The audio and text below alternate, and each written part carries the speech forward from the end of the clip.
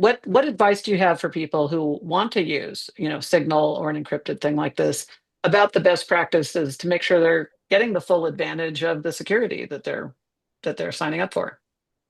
In very large part, it's just pay attention. Just go a little Okay. bit more slowly than you normally would, Hmm. and just Hmm. make sure that you go through all the settings and make sure you Okay. just take the time to read.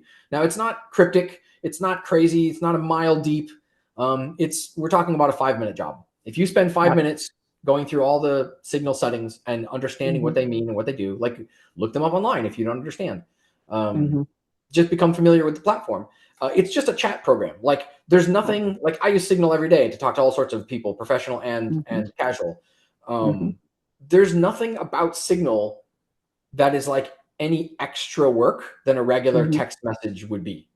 All Right. the heavy lifting of cryptography, all the stuff that makes it like almost bulletproof lives under the hood. You don't have to worry about encryption keys. You don't have to Hmm. worry about cycling certificates. You don't have to, there's no work for you to do as the user. It's just another chat platform.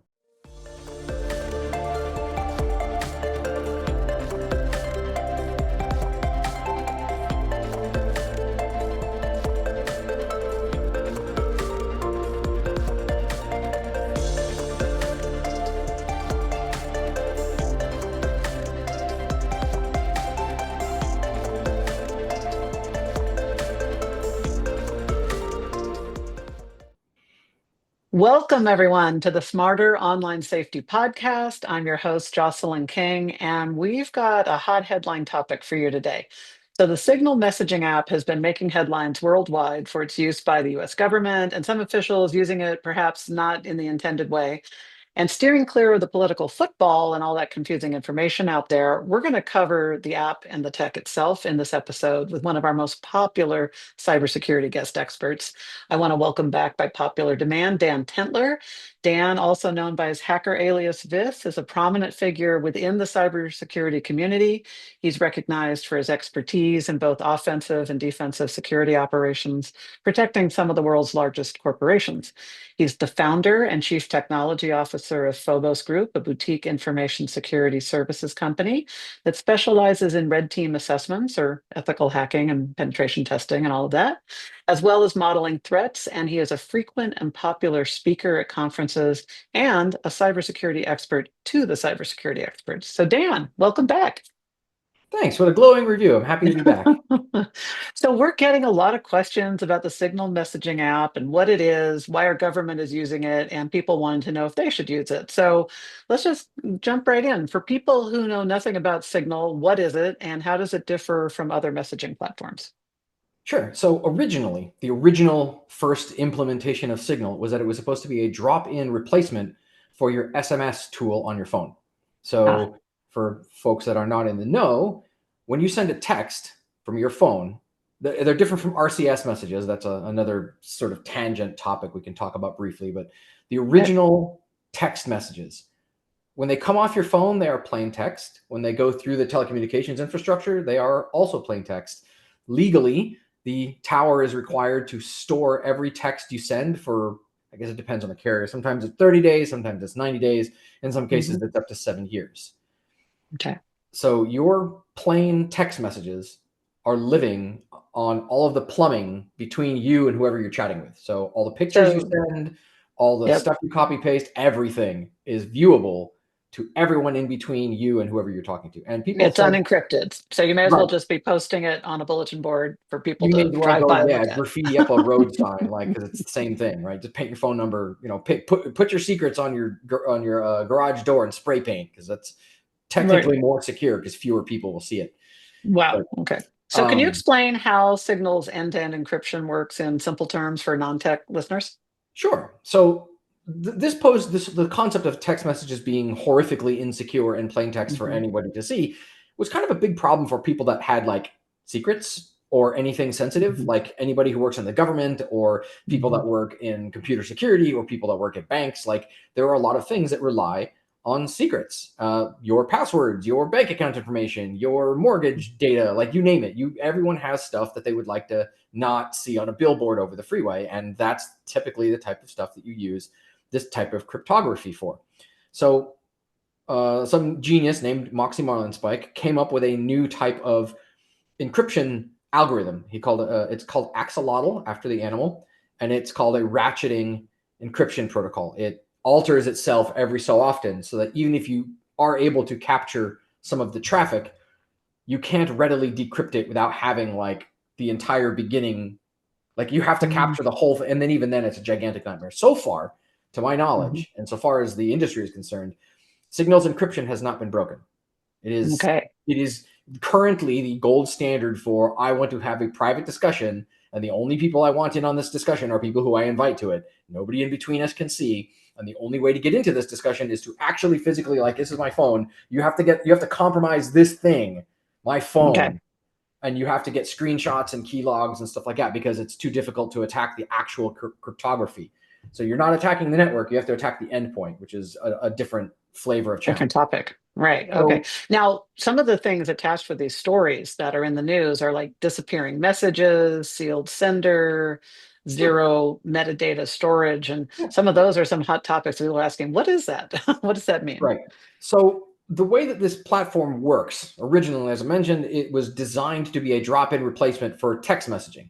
You need to Mhm. send a text to somebody. That text needs to be secure. You don't want anybody between you and where it's going to read it. So they created this Axolotl ratcheting encryption cipher, and Mhm. it is now currently the gold standard. It's been leased out to a bunch of other places. Wire uses it. I think actually Facebook Messenger started to use it at some point, but I don't know if they're still using it.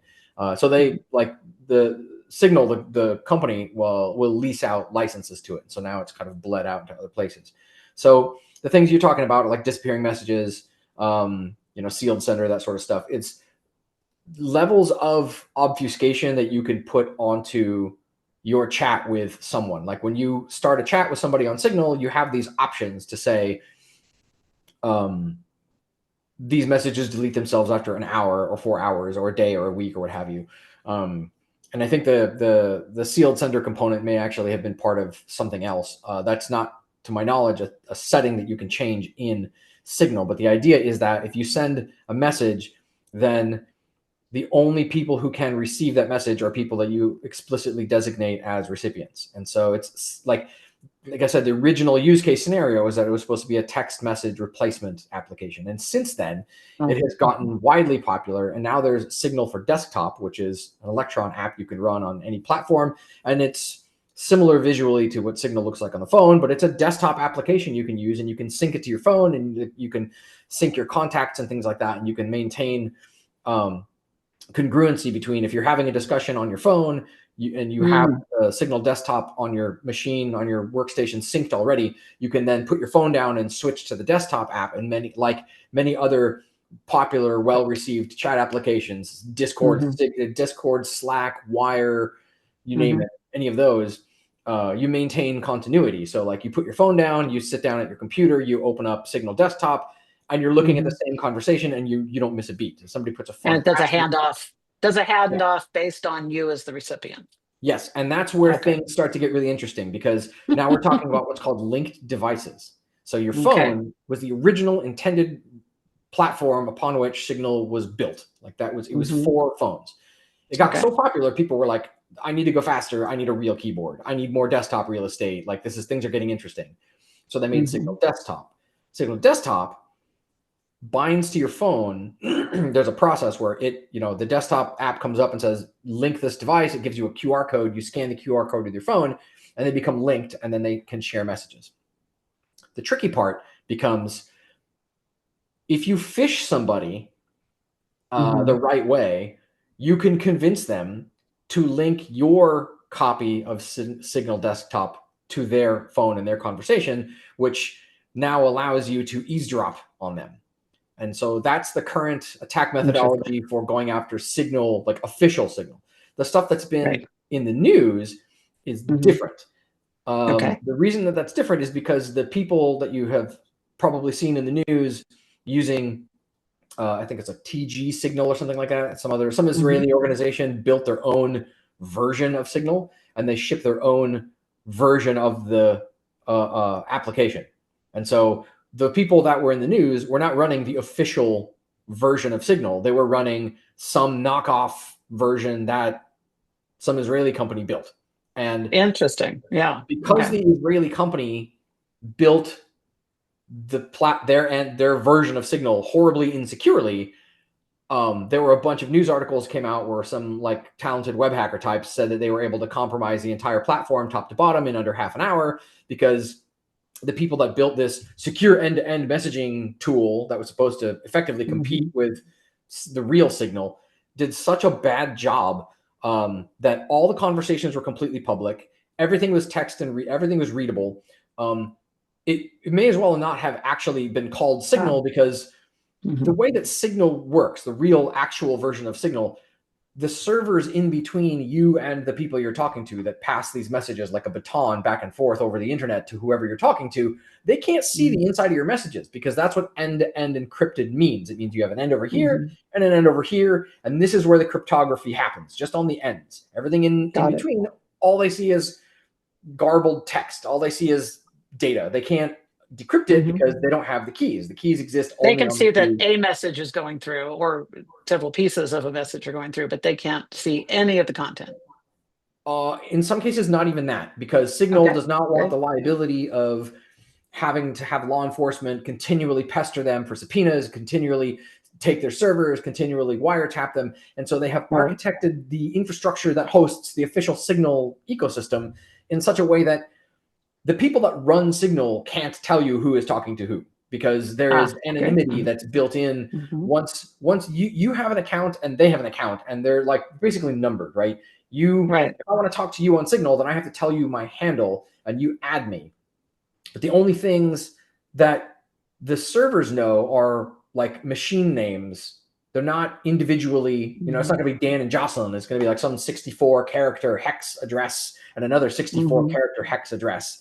Think of it kind of like wallet addresses for crypto coin stuff. Like you don't know who is behind that wallet address. You just have a wallet address. And sometimes you can see wallet addresses talking to other wallet addresses. Sometimes you can't. Sometimes they talk to what's called a tumbler, which is basically laundering. And so Signal operates much the same way. You can tell that people are talking, but you can't necessarily tell who's who, and you definitely can't see inside the messages.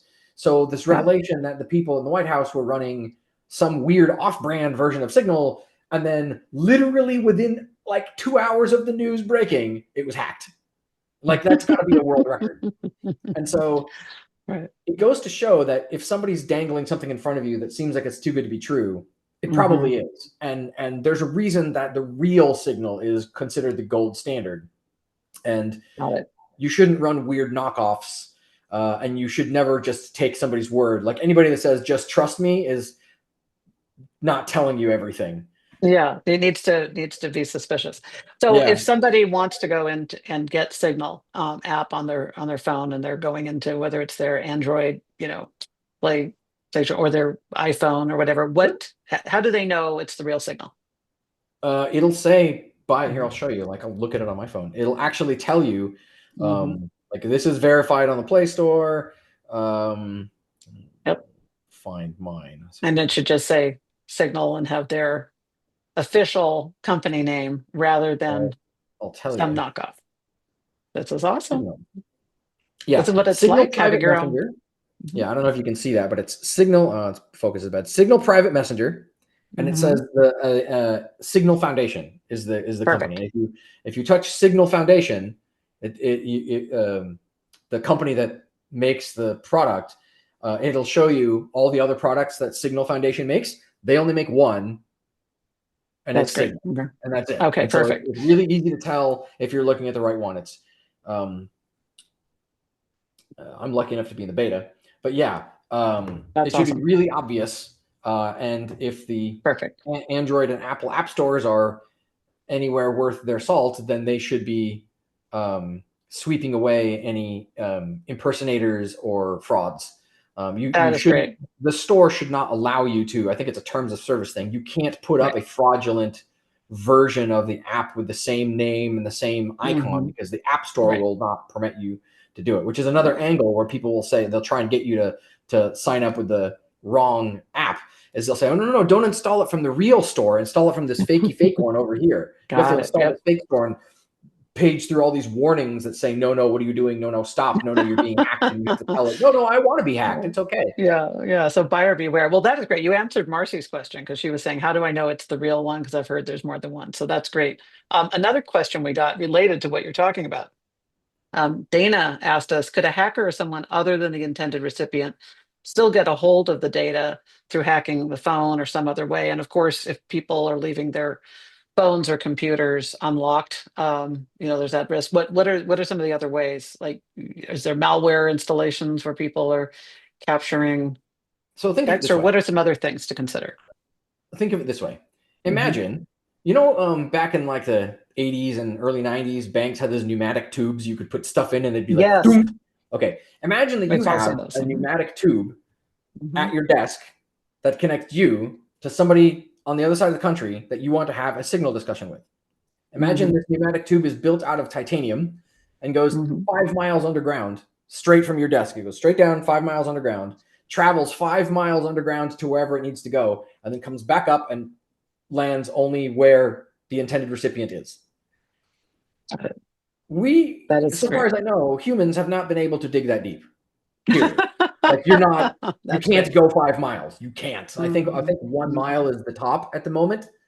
But so think of it that way. To get at the data in transit is nigh impossible. And if you can somehow get it because you held a gun to the ISP's head and you got into their routing closet and you were able to steal packets from the internet backbone and you were able to figure out who's talking to who on and again, this is like Hollywood level, like this is never going to happen unless you're the Mhm. NSA, because then you have hardware there already that's already doing it.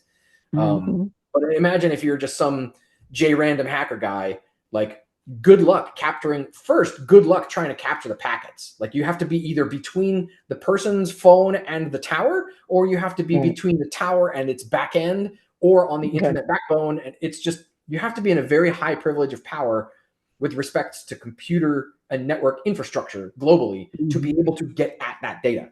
So first you have to Awesome. be like that elevated. So like, Well, then even if you could somehow get to that position because you're, Bruce Willis in one of the next Die Hard movies or something, you find yourself jumping out of a helicopter into a triple backflip through a glass Mhm. pane window directly into the server room, and you sit right into the chair and like the password's already typed in for you and you just have to hit enter. Even in that scenario where like the stars align, all the data in transit is still encrypted using Axolotl.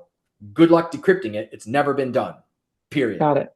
So Well, hey, like, I think you're giving Netflix and the Tom Cruise affiliate company some ideas for the next sure. for some upcoming movies they could all Yeah. consider. That is so awesome. That's great. So like, as far as attackers are concerned, and as far as like threat modeling goes with respect to signal and how you get at signal, Hmm. it's a waste of time to go after the protocol. It's a waste of time to go after the network traffic. Nobody's going to be Hmm. sitting in a coffee shop capturing your Wi-Fi to get at your signal discussion. That's essentially impossible. Right now, it has never been hacked. All reports of that are very dubious. None of them have ever been proven. But if you still want to get at somebody, you find where they're weak. And Hmm. generally, where they're weak is the password to their phone is 12345. So Hmm. like, why don't you just put malware on their phone? Hmm. Because their password is 12345. Because if you get at their phone, if you compromise Hmm. their phone, you have the same access to signal as they do as the user. So like, for Hmm. example, malware on a phone taking screenshots. Maybe that works, maybe that doesn't. You can't take screenshots of signal. It won't let you. So you have to break some Hmm. stuff in the phone to bypass that, because the people that make signal have thought of that. You'd You have to literally have to compromise. take a picture physically with another You photo, could another phone or another camera device of some kind of the screen. Is that right? you could shoulder surf, yes, but Hmm. Shoulder everything, like surf. literally everything, is Hmm. vulnerable to shoulder surfing, right? Sure. Hmm. Signal desktop, I'm not 100% sure about how it handles screenshots. I think you can screenshot Signal desktop. There was Hmm. some controversy a few months ago about if you do a backup inside of Signal, the backup that is stored is plain text. So, because what's happening is on the computing end of things, Hmm. what you're looking at is obviously clear text because you need to be able to read it. As Hmm. that data goes into the memory of the phone, it is encrypted so that it can be sent down the line to whoever needs to see it. So there is this process in between you typing into your phone and then the data becoming encrypted and then getting sent off. This is a multi-stage process. Depending on how you can wedge your way into that process, you might be able to get stuff here and there, but it's going to involve largely abusing the phone, changing the settings to make sure that like you can take screenshots, forcing the user to do a backup, and then stealing the backup because the backup is plain text, or finding a way to phish them so that you can maliciously bind your bad guy copy of Signal Desktop to their phone. Okay. So there are ways, but none of them are attacking Signal, like the platform, the data in transit, or the service, because that stuff's so far been completely bulletproof. So it is not absolutely 100% impermeable to everything. Like anything else, you want to break into a bank, you want to Ocean's 11 it, great. The easiest way is you hold a gun to the manager's head and you walk them up to the door and the guy opens the door for you, right? There's that famous XKCD comic, which is like, oh, he won't give us the password. And in the Hollywood version of The Pain, it's like, oh, they won't give us the password, or they use this 4096-bit encryption and we're never going to break it. Oh no, we're foiled, credits. And on the right-hand side of The Pain, it's like in the real world, it's like, just beat him with a wrench until he gives us the password. Well, that's what happens in the real world. They just beat you with a wrench until you give up. And so that attack still works, right? Like, oh, it's you're only as strong as your weakest link. You're only as strong as your weakest link. Yeah. So like, you knock somebody out and you use their thumb to unlock their phone. Great. Now you have their access to their Signal desktop. Now you link your malicious Signal desktop to their phone, and then you put the phone back in their pocket, wait for them to wake up. And they have no idea that you've linked a new device, because most people don't concern themselves with, is somebody watching me? And they don't go into the settings to see, look at my linked devices. Because if you go into the settings, you can see how many linked devices there are, and you can just remove them. But most people don't think about that. And so if you don't look at what you're linked to, then you might be hemorrhaging data, right? And that approach works on more than just Signal, because this works with like Facebook and Twitter and banks and other stuff. Like you can attach applications to one another, right? So you can say like, oh, I want, what's a good example? I'm in a Slack chat group and I'm the admin of Slack, and I want Slack to talk to my fantasy football league thing. So I'm going to give this fantasy football league website access to publish data to my Slack channel. And it asks for full view permissions. And so if you're not paying attention to what you're doing, you're giving some fantasy football website the ability to surveil the chat room that you're in, because don't understand the implications of attaching these two things together. And so that is another like angle of attack, I guess you can call it, by which you could go after Signal. You can bind a malicious copy of Signal Desktop to a copy of Signal. And I think that was one of the things that happened in this White House story, was because the version of Signal they were using was not authentic. It was not the genuine article. People had attached Signal Desktop to people in the White House's accounts on this platform, which is not Signal. And so they didn't hack Signal because the people who got compromised weren't actually running Signal. They were running some weird knockoff variant of it. And the weird knockoff variant of it got hacked, and it made a big mess of everything. And now there's just the Benny Hill theme on repeat if you go to certain websites.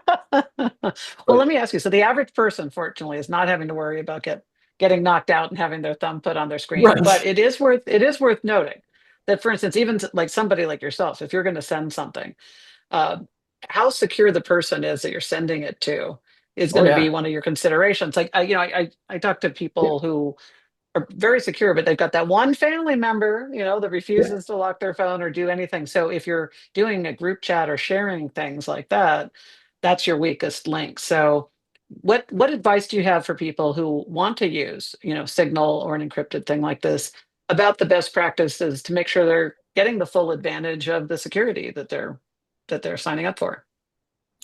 In very large part, it's just just pay attention. Just go a little Okay. bit more slowly than you normally would, Mhm. and just make Mhm. sure that you go through all the settings and make sure you Okay. just take the time to read. Now, it's not cryptic, it's not crazy, it's not a mile deep. We're talking about a 5-minute job. If you spend five Got it. minutes going through all the signal settings and understanding what Mhm. they mean and what they do, like look them up online if you don't understand. Um, Mhm. just become familiar with the platform. It's just a chat program. Like there's Right. nothing like I use Signal every day to talk to all sorts of people, professional Mhm. and casual. Mhm. There's nothing about Signal that is like any extra work than a regular Mhm. text message would be.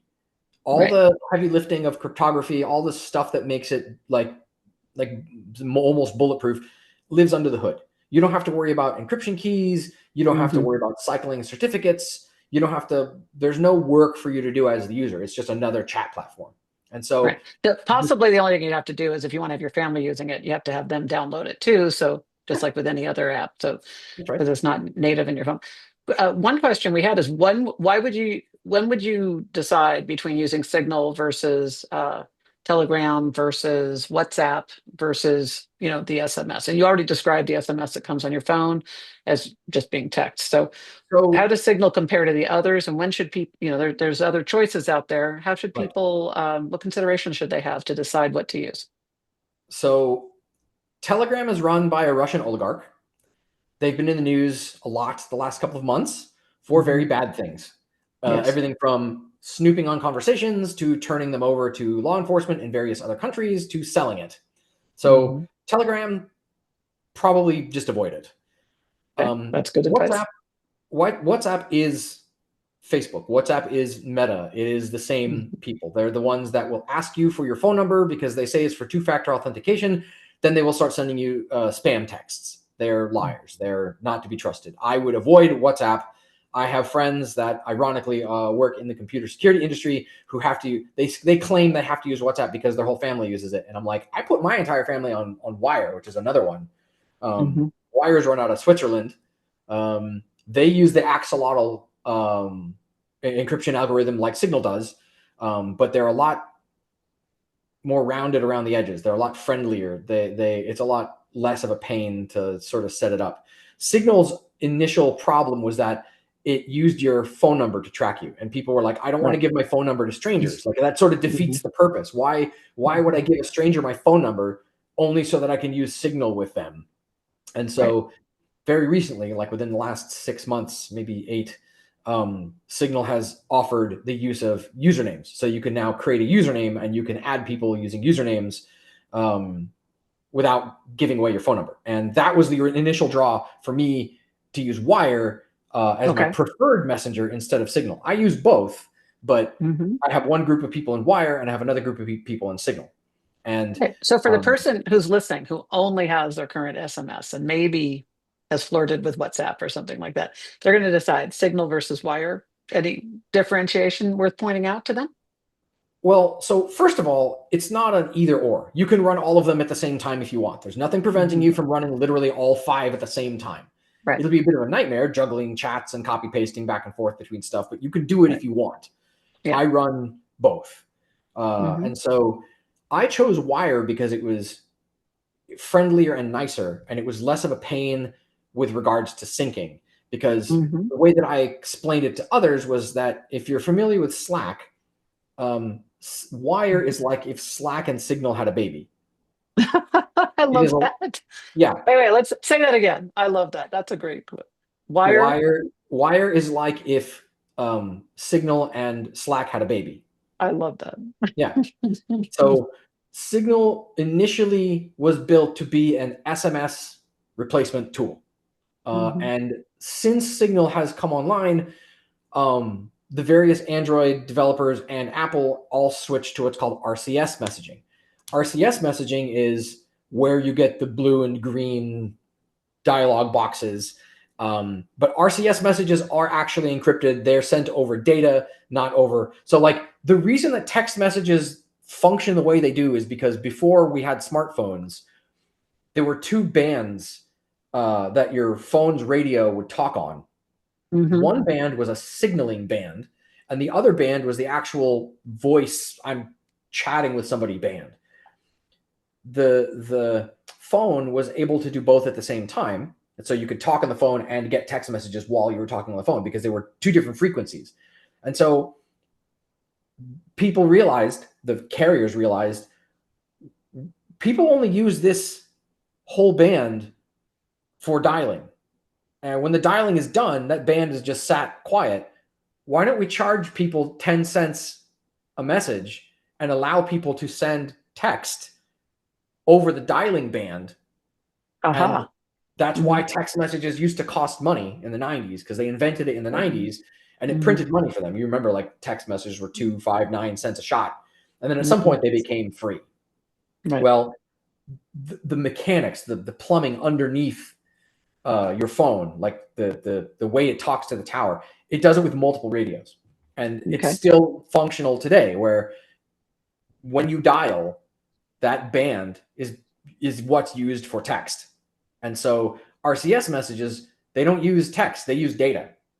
And so that's a different radio, it's a different band, it's encrypted. It's not as good as Signal, it's not as good as Wire, but it is way better than plain text. So at the very, very minimum, RCS messages are the way to go. After that, it's sort of up to your personal preference on, do you prefer Wire? Do you prefer Signal? I would say, from a risk perspective, avoid Telegram, and don't put anything in WhatsApp you don't want Mark Zuckerberg to read.